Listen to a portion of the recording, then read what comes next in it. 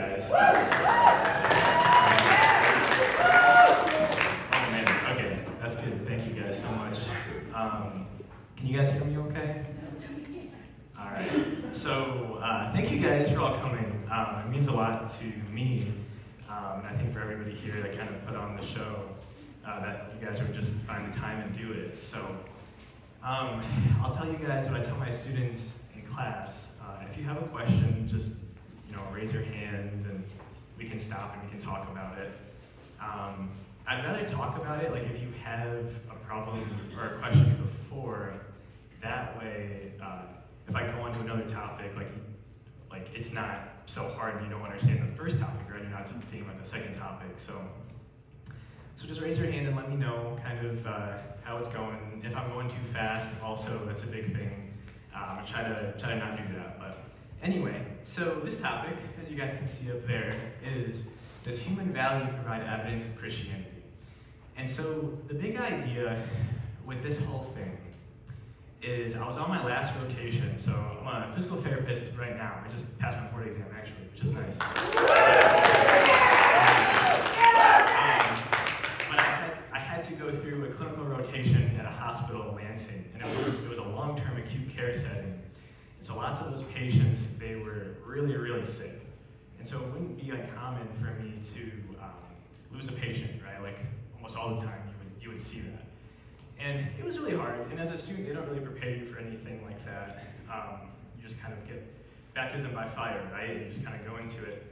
And but I was thinking one day on the way there, because it's in Lansing, I live in Begley Creek, so I have the time, and I was like, everybody there seems to have a high value of people, right? Everybody there wants to save people, they want to help people. And I was like, why is that? Why do we have this thought process where human people or persons are valuable in and of themselves? Why is that? And I was thinking about it because for me, there was one other Catholic there that was, I'm not Catholic, but there was a Catholic there that was also a physical therapist. And, but I was really the only Protestant Christian. And everybody else was either atheist or, we'll get to this later, my clinical instructor was Muslim. So everybody there had different worldviews, and yet they all sort of valued human people. They all sort of thought of people as something to work towards. And so I was like, well, that can't be right. I mean, there has to be something in these other worldviews that are just different than maybe what I believe. And which worldview is correct? Which one actually answers the question and explains why people have so much value? So that was kind of the birth of this whole thing. So the idea is I would like to go over a couple worldviews and explain why they think people have value, and what they say about people. I mean, what is it that maybe a Hindu says about the human person and their value? And so I want to go through all those worldviews, those religions, and then eventually I want to say, well, Christianity comes out on top, right? Christianity is the only one that can explain human value. So the way I'm going to do this is there's two parts to it. Are human beings valuable? So I want to establish human value. I want to actually give an argument for why I think people are intrinsically valuable. And then the second half is I want to talk about Hinduism, Buddhism, Islam, and then Christianity. And those are the different worldviews I'm going to cover. So that's kind of the layout that we'll be talking about. Now, you might be asking, Austin, why are you even defending human value? Why are you trying to come up with an argument that says people are valuable in the first place? Because it seems so just apparent, right? It seems so apparent to us that people are valuable. If you went to Leo's yesterday on abortion, I mean, it's so real that humans have value. They have this. So why am I trying to argue for it in this first half? Well, I'll give an example. So I have a buddy. He's actually a really good friend of mine. He was in grad school with me. And he, at the time, this was a couple of years ago, he was an atheist. And I think he's agnostic now. We're working on it, right? But he's an agnostic now, but he was an atheist. And we had a class, and it was a wellness class. And the idea was you were trying to figure out how healthy you were. And so luckily in medicine and in the medical field and healthcare, we're trying to get to this approach where it's biopsychosocial. So we're taking into account your social life and your beliefs, and we're taking in that wholesome approach, which I think is very valuable. But we took a quiz, and the quiz, one of the questions was, do you find your life to have meaning? Do you find that your life has value? And of course I said yes, right? I'm a Christian. God says we have value, we have value. But my friend here, he said no. And I asked him about it. I was like, you don't think your life is valuable? And he's like, no, I don't think so. But I also don't think your life is valuable, or his, or hers, or everybody else's lives are valuable. He doesn't think that at all. But that's because he was an atheist.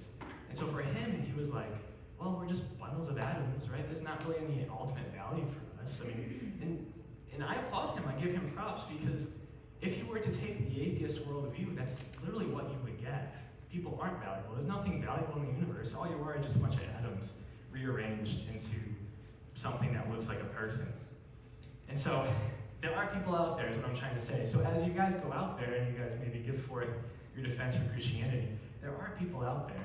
And so I always like to give kind of an argument for it, and so we're going to do that. So the way I'm going to do that, the first part is called an inference to the best explanation. So the idea here is that inference to the best explanation is just a fancy word that philosophers use that says you take in your experience, you take in the data around you, and then you make an inference as to why something is the case. So I have an example. When you hear hoofbeats, what do you think? Well, hopefully we all think horse, right? We don't think Toyota Camry or Honda Civic. We don't think a car. We don't think. And actually, in healthcare, we use this a lot to differentially diagnose. And we say, well, if it sounds like a horse, looks like a horse, feels like a horse, it's probably not a zebra, you know? And so I'm looking at Jenny over here, but yeah. So that's the way we're going to do it. But we do this all the time in our lives. But it's not just physical things that we make this inference, but we also do it with moral things. So the way philosophers distinguish accuracies of ethical theories is they figure out what explanation coheres with our moral experience. What does it seem to be the case? What fits the data that we have? So I have up here, what do you guys all think about love, peace, reconciliation? Right? You'd say those are good things, or at least I hope so. I hope you'd say those are really good things.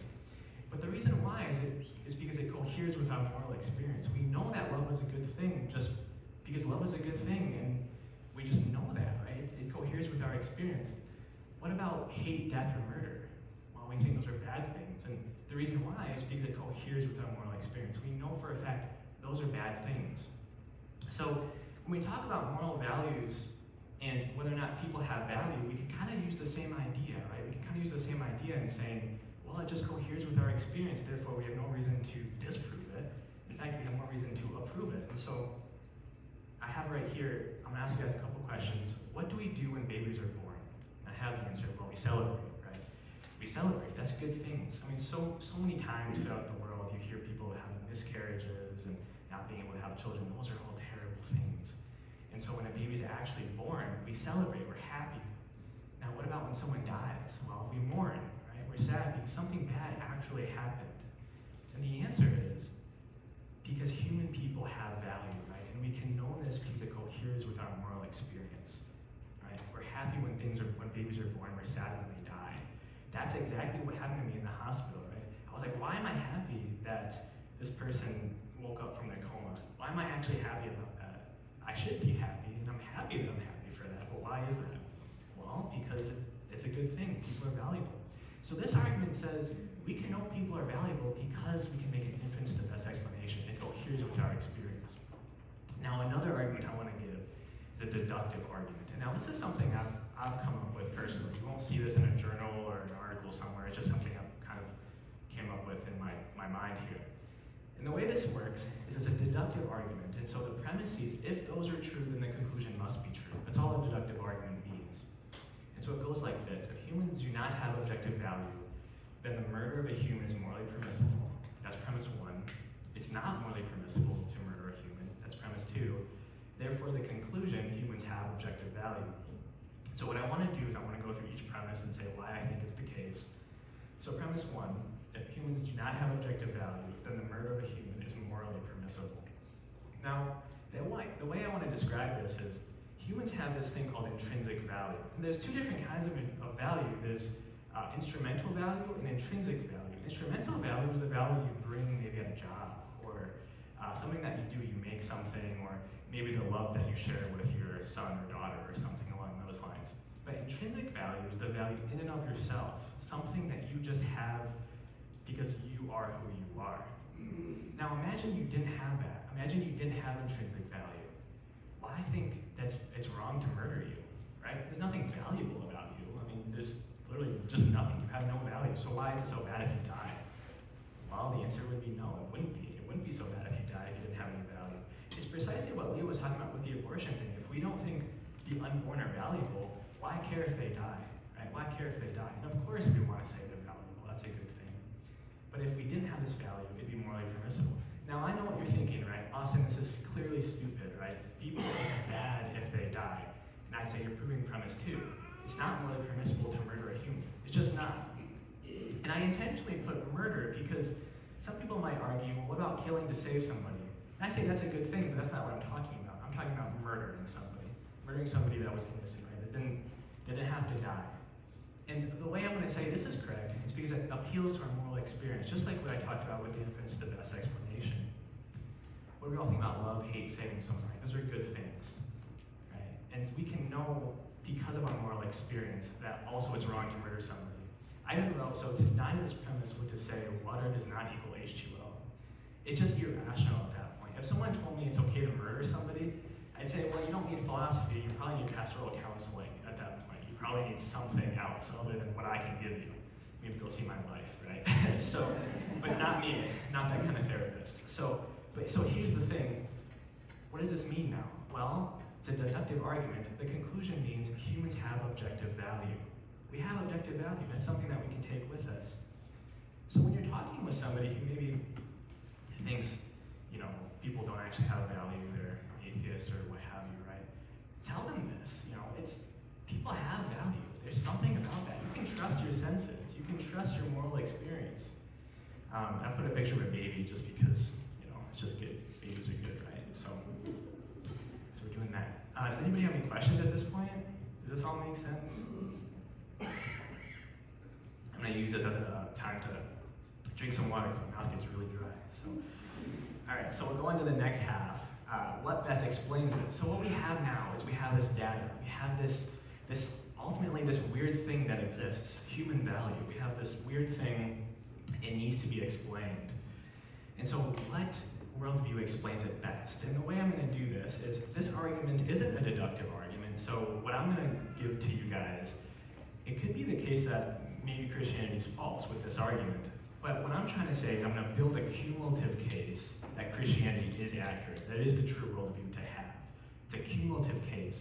So when you go and you talk to people about your faith, you can use this and say, well, if you're talking to a Hindu, right, what does a Hindu believe about human value? And you can say, well, people are valuable, and so what does that say about what your worldview says, right? You can use that to kind of defend your faith. So we'll talk about Hinduism, Buddhism, Islamic Christianity.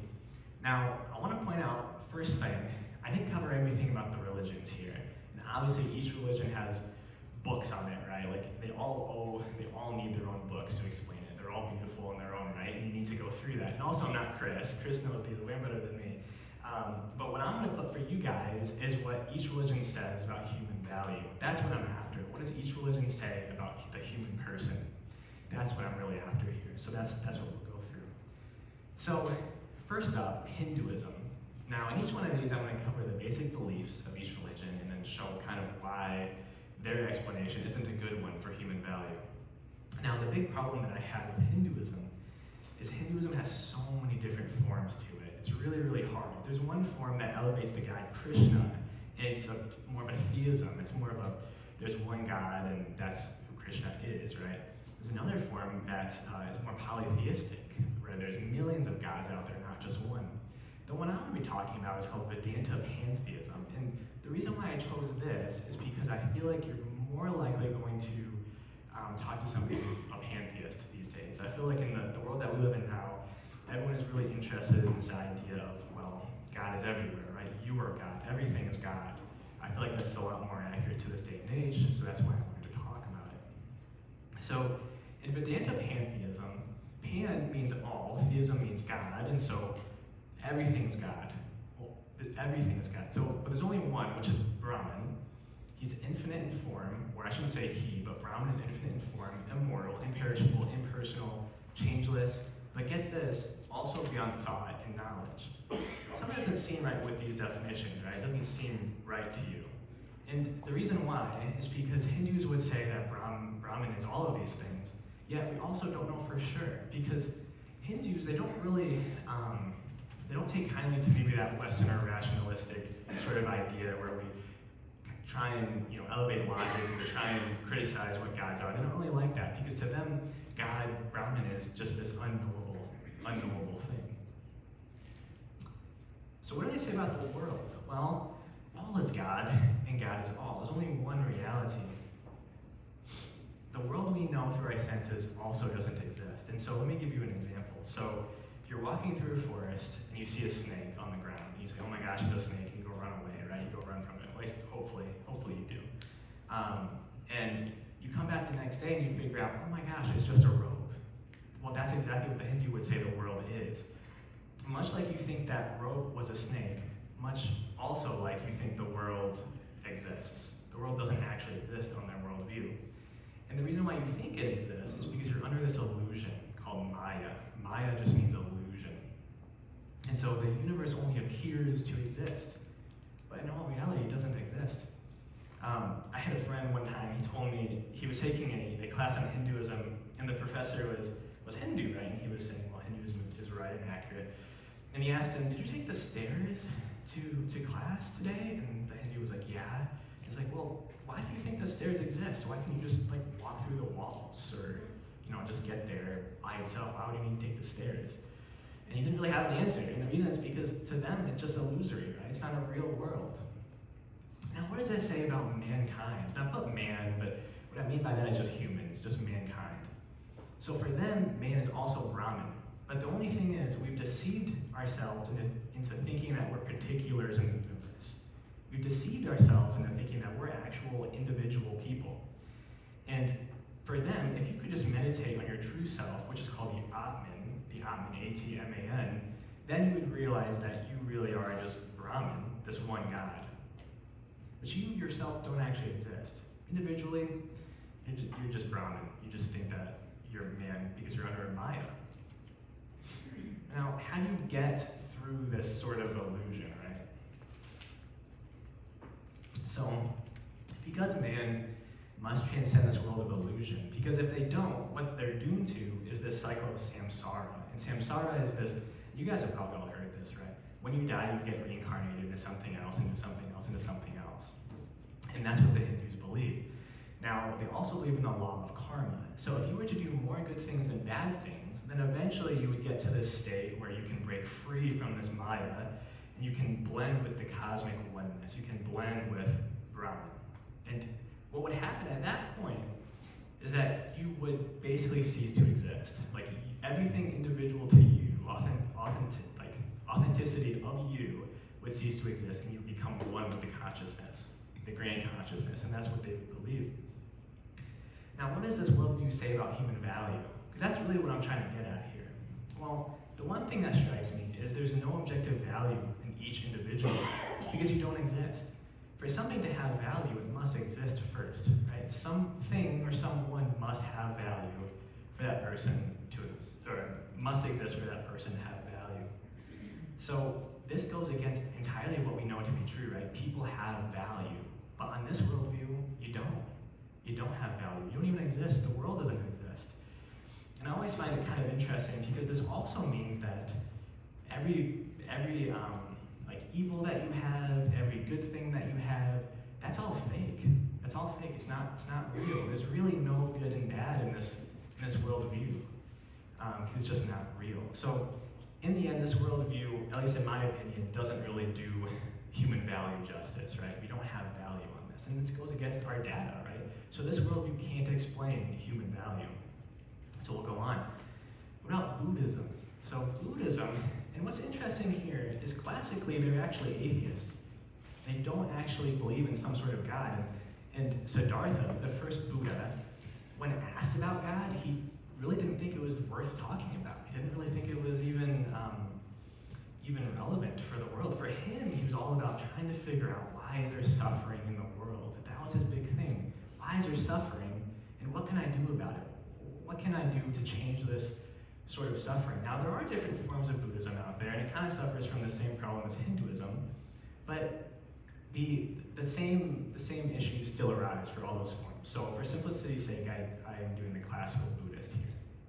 Now, in terms of the world, Buddhists believe that nothing in the world has enduring substance. And so what that means is nothing continues to exist. Everything's in flux. Have you ever heard of the phrase of, I'm sure somebody said this, but you never step into the same river twice, right? Because the river is always in flux. It's never the same river. Well, a Buddhist would even say, well, you never even stay in the same river once, because nothing's enduring. It's not the same river, right? Nothing is enduring. Everything is transient. The world is beginningless. It's also cyclical. Now, Buddhism doesn't say the world doesn't exist, but it just says it's a relative world, and therefore we must consider it illusory and empty, right? Illusory and empty. So what about mankind? Well, nothing has enduring substance, so the man has no enduring substance. There's no individuality here. You think you're a person? You think you have thoughts and feelings? Think again, buddy. You don't exist. There's no enduring you. You're just a bundle of perceptions. What's interesting here is the philosopher David Hume. He also thought something similar to this, and he's very famous for saying that there is no I, there's no you that has things. You're just a bundle of perceptions. Everything that you experience, so you watching me right now, is just other perceptions. It's not somebody having the perceptions. You are your perceptions. And so that's kind of what Buddhists would say. You are your perceptions. You're not a permanent self. Now, I wrote in here, even if someone achieves nirvana, there's no I there. Now, what's nirvana? What is nirvana? So the word nirvana means blowing out the flame of passion. So Buddha, the first Buddha, the way he saw it was suffering was due to longing, attachment, passion. Basically, everything that makes you you was the suffering, was the reason why you have suffering. All the attachments that you have, that's bad. And the way to achieve nirvana is to empty yourself of that. You lose all your attachments. You lose every individual thing about you, and you lose this sort of identity that you have. Now, what's really interesting is the first Buddha, the way he described nirvana, it wasn't this place that you go to. It wasn't this sort of other dimension where you go see the Buddha. Like for Christians, we go see Jesus, right? But for the Buddha, when you achieve nirvana, it's a mental state. It's a mental state. So theoretically, if this was true, and Buddhism was true, you could achieve nirvana right now if you really wanted to, because it's a mental state. And so the first Buddha, Siddhartha, he achieved this mental state, and he was kind enough to tell everybody about it, right? So I want to read this quote from Jiri Yamamoto. He's a specialist in Eastern religions, and I thought it was really good. So he says, for Buddhists, nirvana is not the extinction of the self, since there's no self or soul to annihilate. Remember, we're not enduring substance. Rather, it is the annihilation of the illusion or false idea of the self. In order to achieve nirvana, one must eliminate the main root of suffering, which is craving. When craving is totally extinguished, nirvana occurs. So when you lose the entirety of your personhood, everything that makes you you, then you reach nirvana. That's when you reach nirvana. Now, how do you get there? What's really cool about the first Buddha, or I keep saying first Buddha, but Siddhartha, right, the guy who kind of started everything, was he laid out a plan. He was very, very kind. And he was like, man, I really want to help people out. So he develops the Four Noble Truths. So for him, existence is suffering. To exist means you're going to suffer. Now, suffering is desire. Therefore, if you don't desire, you won't have suffering. And the way to do that is to follow the Eightfold Path, which is this. And I won't go into detail of this because that's not really what I'm here for. But just know that's what you would have to do. You would have to live by this sort of Eightfold Path that Buddha has sort of come up with, right? Now, what does this say about human value? Well, in all honesty, Buddhism, I feel like, suffers the same criticism as Hinduism. Meaning there's no objective value in each individual. You're not even an I. And the whole point of Buddhism is to eventually reach a state where you're not even an individual. You're not even a real person that has thoughts and emotions. You're just going to blend with, or not blend, that was Hinduism. You're just going to achieve this mental state of no attachments. You empty yourself. You get rid of everything that makes you who you are. So it suffers the same problems, right? You can't have value if you don't exist. There has to be somebody to have the value in order to have value, right? So in the end, this worldview kind of falls short of our data that we have about human value, right? It falls short. Now, the one good thing, and the one thing that I wanted to touch on here, is if you were talking to a Buddhist, right, one way that you can relate to these individuals is you also believe suffering is real. Unlike Hinduism, you also believe there actually is evil in the world. There is suffering in the world. The Buddhists would agree there is suffering in the world. But now you can say, the way I handle that is because I know God's going to save us. God's in control, right? I don't really like saying in control, but God is going to save you. He's the answer to everything. Whereas them, they don't have anything. You just blend, you just eventually reach this nirvana and you have no attachment. It wouldn't even be that good for you, because eventually if you did achieve nirvana, it wouldn't be you having the nirvana in the first place, right? It wouldn't be good. So now we'll get into Islam. And this one was probably the most interesting in my studies that I had, because of how, like the three great monotheistic faiths, right? It's Judaism, Islam, and Christianity. It's just fun to do it all, to study all of it. Now, Islam is very interesting, and the biggest belief that I want to hit home to you guys is they believe there's one God and Muhammad is their prophet. So, and it's part of their pillars, their 5 pillars that they have to go through, is you have to admit that there's only one God, Allah, and Muhammad is the final prophet. That's what you have to admit. My clinical instructor was Muslim, and so every time he, this is actually very beautiful in my opinion, so every time he would do anything at all, he would say a prayer, and he, in this prayer, would say, there's one God, Allah is his prophet, right? The merciful. They would say something along those lines. Of course, he'd say it in Arabic, right? Because you have to say it in Arabic. But to them, there's only one God, right? And Allah is their prophet. But God is also absolutely sovereign and absolutely justice. So Allah is in control, and he's literally in control. So when we sit up here, or when we stand up here and we say, God is sovereign, the Christian God is sovereign, but we also have free will. Humans have free will. To the Muslim, humans don't have any free will at all. He is absolute will. Everything that has ever been done is Allah. That is what he does. So there's no free will in this. Allah does literally everything, right? Now, what I thought was interesting is it says God is absolutely merciful. So contrary to popular beliefs, especially among Christians, Muslims do think that Allah is merciful. But it's very different. When we say our God, Christianity, Yahweh, is merciful, we're talking about his nature. We're saying, well, he's a merciful God. When Muslims say that Allah is merciful, what they mean is they're describing the effects of Allah. So Allah is merciful because he does merciful things. Not because he is merciful, not because his nature is merciful, but because he does merciful things. That's also part of why I said God is absolutely unknowable. And the reason why is because when Allah wills things, some of those things are contradictory of one another. Sometimes he wills good things and lovely things, but also sometimes he wills very bad things. And so you can't really say Allah is wholly good or wholly evil, because he wills evil and wills good all the time. But Muslims will always say, well, God is merciful. What they mean by that is he does merciful things. He's not a merciful God. So it's not his essence that they're talking about. He's talking about their effects. We could easily say that God is evil just by the same logical thinking, right? They might say God is good. We could easily say God is evil in this case because he wills evil. So that'll be very important when we go on further. Now, what does this mean about man? What does this worldview say about mankind? Well, the first thing is we're finite. We're finite creatures. We're not infinite like Allah. We're moral creatures, so we're capable of knowing good and wrong, good and bad. Listen to this. This is in the Quran. So chapter 51, verse 56, it says, I have only created men that they may serve me. Your chief purpose as a person is to serve Allah. That's your chief purpose. You're to be obedient to Allah. That's their big thing. But you also lack free will, so it's Allah doing it. And we'll touch on more of this later. But the big thing here is you're a servant of Allah. That's what mankind is. So what's our purpose in being? Well, for the Christian, we want to conform our nature to God's nature, right? We want to be like Jesus. We always say, what would Jesus do, right? And because we want to be like Jesus. For the Muslim, it's not like that. For the Muslim, you just obey his commands. You do what God says.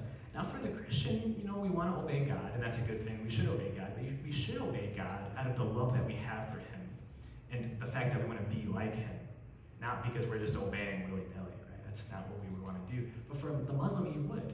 You need to obey. And in order to do that, you follow these 5 pillars of Islam. declaration of faith. So you have to say that prayer. There's only one God, is Allah, and the prophet Muhammad. You have to say that. Next, you have to say an obligatory prayer. So my clinical instructor in my last hospital rotation, he was Muslim, so he'd literally leave patients' rooms like 5 times a day to go pray, and he would do that, and that's his religion. That's what he has to do, because you have to do this in order to get into heaven, right? You'd have to do that. You also have to give, compulsory giving. You can't really see that much on the PowerPoint, but you have to give to charity. Fourthly, you have to fast during Ramadan. Now, Ramadan is a little bit different every year, but you have to fast. You have to do that. And one thing that I think is actually really, really nice, right, about a Muslim is they take it very, very seriously. If you meet a devout Muslim, they are very devout, right, and they actually do this. They actually fast. They actually do it. I think as Christians, we could probably learn a thing or two, actually, from them, just by how much they treat their religion as their life, right? Now, lastly, they have to take a pilgrimage to Mecca. They have to do that. That's what they have to do, right? That's how you obey Allah. Now, what does this say about human value? And so, what we'll see a couple in the next slides is a lot of different verses from the Quran. And I think that this will answer the question of, are humans valuable on this worldview? And we'll get to that. But the first thing is, I want to read this because I thought this was really good. Orthodox Islam teaches the absolute presentation of both good and evil, that all our thoughts, our words, our deeds, whether good or evil, were foreseen, foreordained, determined, and decreed from all eternity, and that everything that happens takes place according to what has been written for it. God is, on their worldview, Allah is in control of literally everything. The verse says, "Say nothing will happen to us except what God has decreed for us. He is absolute will." So let's look at this verse. So it says, "Whom God doth guide, he's on the right path. Whom he rejects from his guidance, such are the persons who perish. Many are the jinns and men we have made for hell." This is saying God rejects people.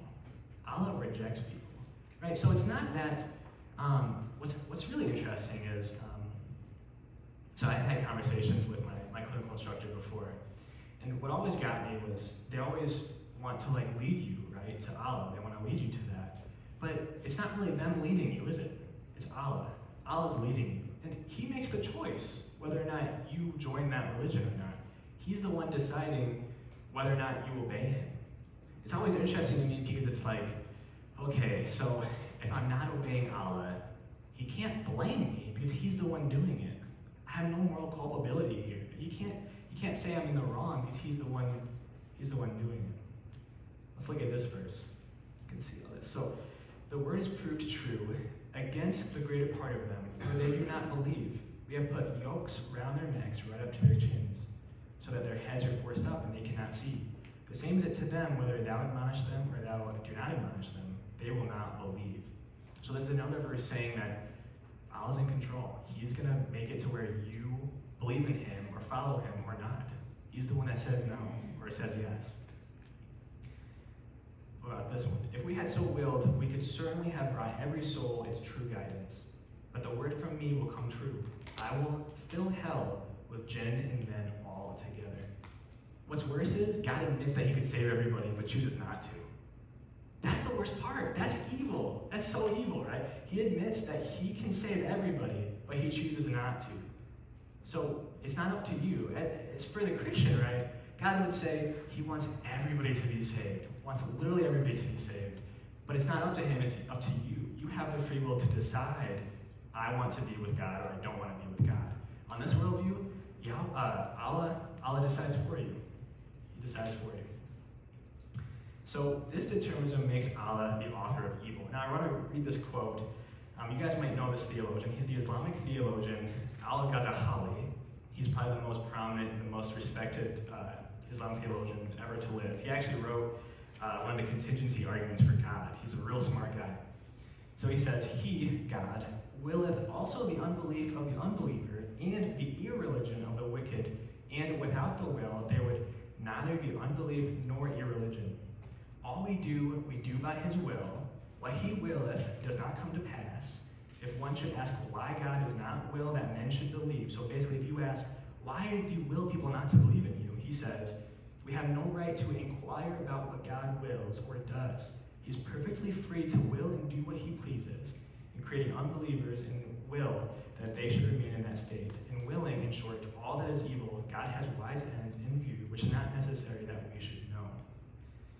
And this is the most prominent Islamic theologian saying. They have no reason. They have absolutely no, you just basically chalk it up to God's God. He can do whatever he wants to do, right? So that's not good. What's interesting is some commentators that I read, because God, or Allah, is absolute will, he is in control of everything. And so some commentators actually say, at that point, because Muslims believe in one God, right? One, that's the big thing. And to say otherwise would be to commit the sin of shirk, which is a terrible sin that you would commit as a Muslim. But if you say God wills literally everybody else, and he's the one doing everything, that means it's not the people doing anything else. It's him doing it. There's nothing else that exists in the universe but him. But him. That's literally just him doing everything. So I thought that was interesting. I put that in there. So what does it say actually about human value? This is directly against the standard of human value. So God causes suffering to humans. Now, if Allah were to cause suffering to humans, I don't think he has a good understanding of our worth as people, right? That's not a good understanding. If somebody says you're a valuable person, and you have a relationship with that person, they say you're a valuable person, would you not expect them to treat you good? At least try not to cause suffering in your life? Yeah, you would expect that. But in this case, that's not the case, right? Allah does not do that. God rejects people on this view. Allah rejects people. So it doesn't matter what you believe. He's like, if I don't want you, I don't want you.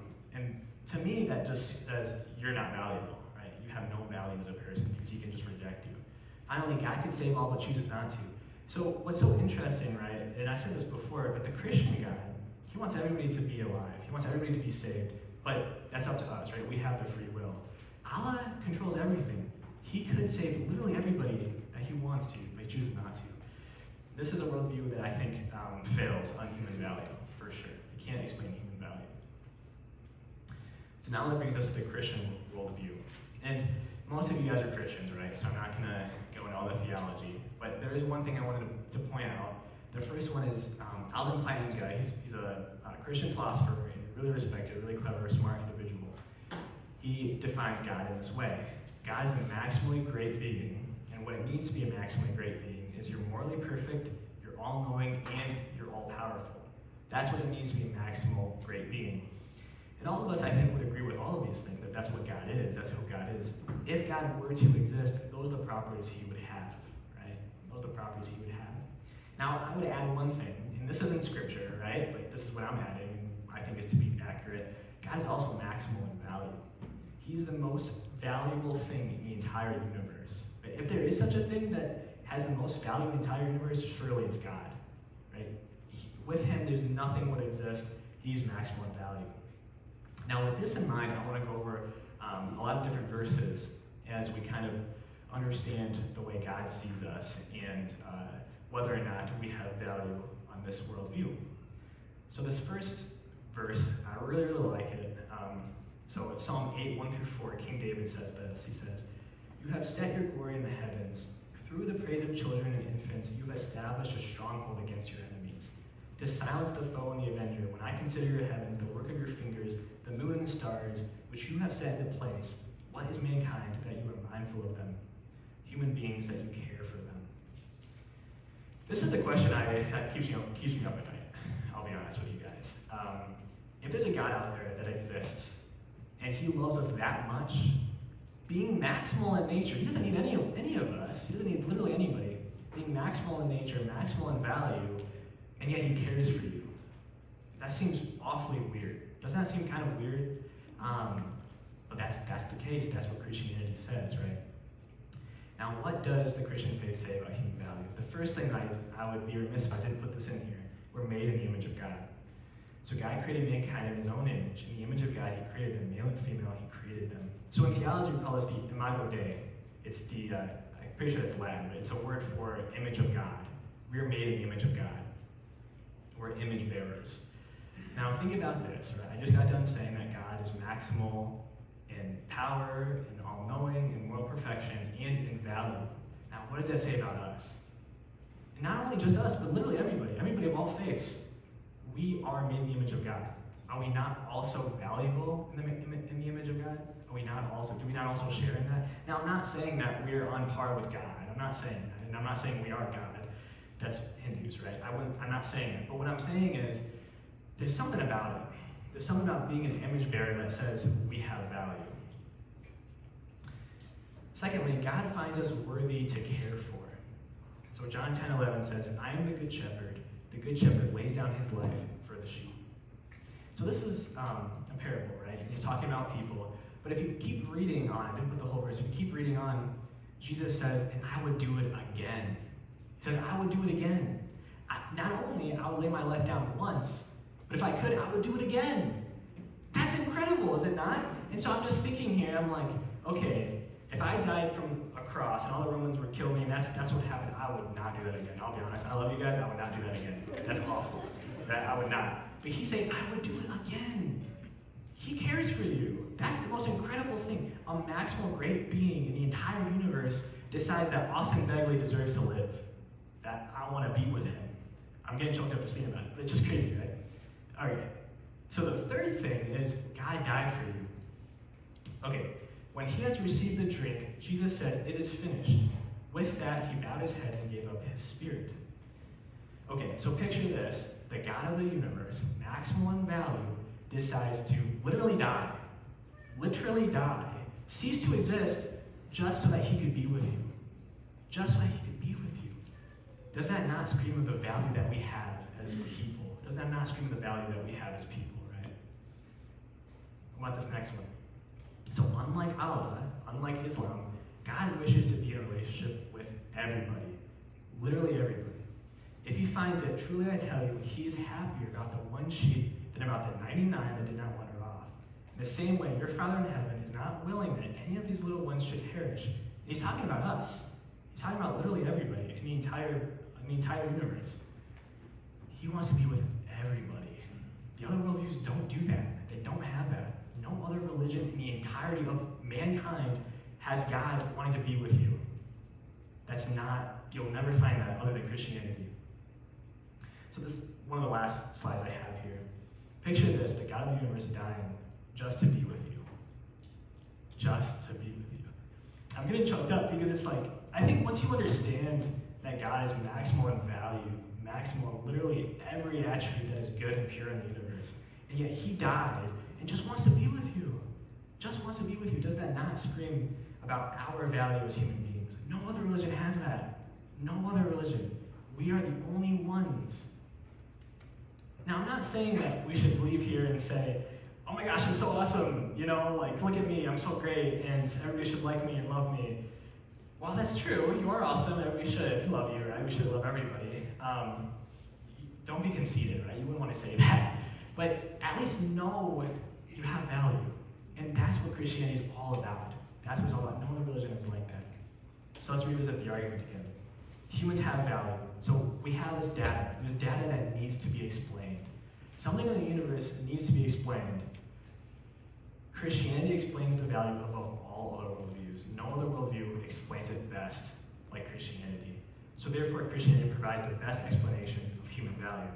And like I said before, it's not a deductive argument where I can literally say Christianity is without a doubt 100% accurate. But what I can tell you is that it adds to a cumulative case of the evidence for God. It says, now Christianity is the only thing, and not only theism, not only that God exists, but that Christianity is true. Right? That Christianity, the specific thing that Christianity is true, we can explain human value, but nobody else can. And so that adds to the credence level of it. So my last slide that I have here is one of my favorite ones, is Jesus over all paganism, basically, all other gods. He is the one that is over every worldview. Every other God out there, he's the one that stands tall with everybody. And that's Christianity. So that's what it is. And actually I lied. I do have one more. I knew it was a humble brag. But if you guys like apologetics, I have a Facebook account that I do a lot of apologetics on, and you can use your phones and look that up if you want to. But that's all I have to say for you guys. So we'll end a little bit early here. Does anybody have any questions about any of this? Yeah. Can you explain what a jinn is? That's a good question. So Chris would probably explain it a lot better than me. But basically it's just this other being that Allah created in a way. And coincidentally, he wants to fill hell with them. So it's just another being. I think they also would believe, and don't quote me here, Chris knows a lot more about this, right? But they also believe angels exist, but it's just another form of being, another spiritual being in a way. So is jinn like evil? Um, Like almost like one of the demons?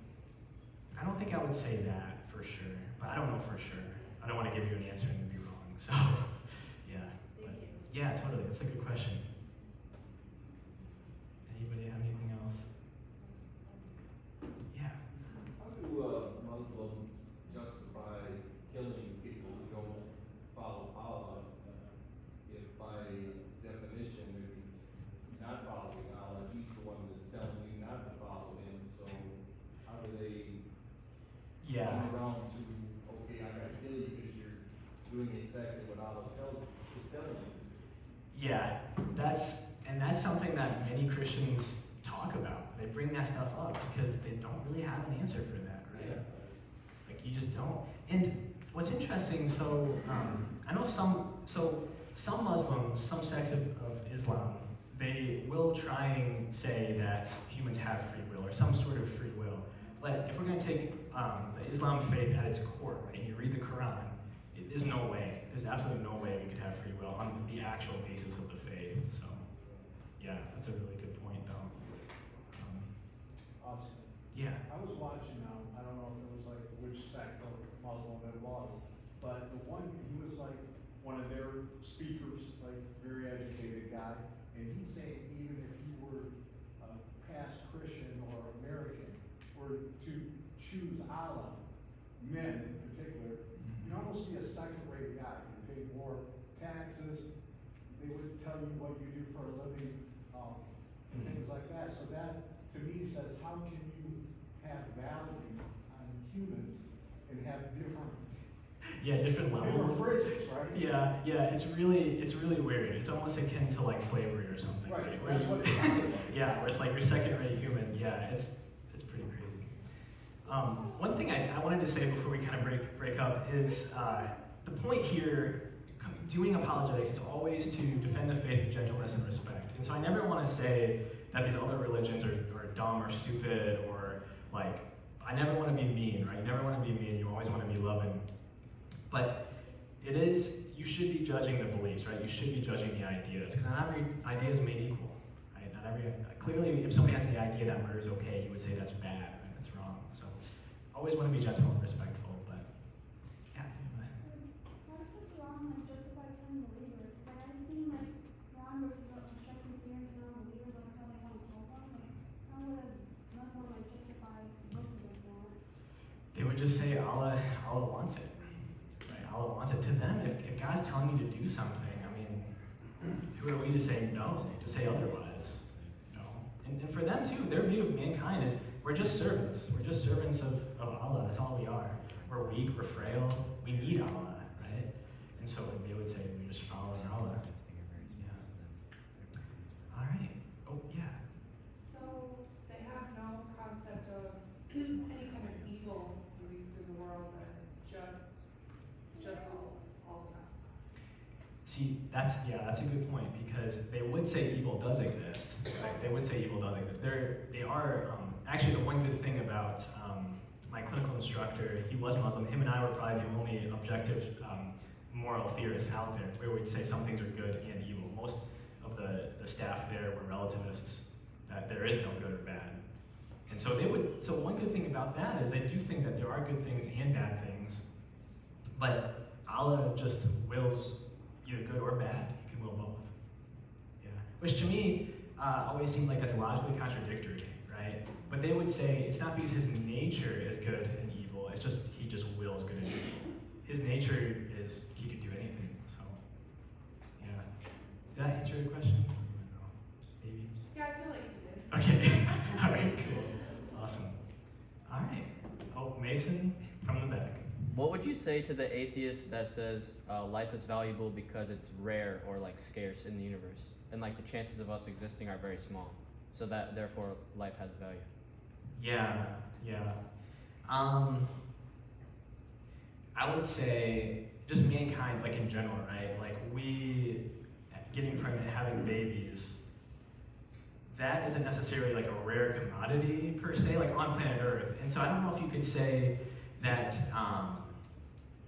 that determines value. I feel like that would be like value neutral in that sense of something being rare. I'm trying to think of a counter argument to that. I think it would just be people in general. I don't think we're rare enough. Even if we were rare, and there's only one person on the planet, I don't think that would give any reason why intrinsically you have value. I think instrumentally it might say, okay, now you can, procreate and produce, so maybe you provide some instrumental value. There's nothing internal about you that makes it to where you're actually valuable. Yeah, good question though. All right, well I think that'll be good. So thank you guys so much. It means a lot to me.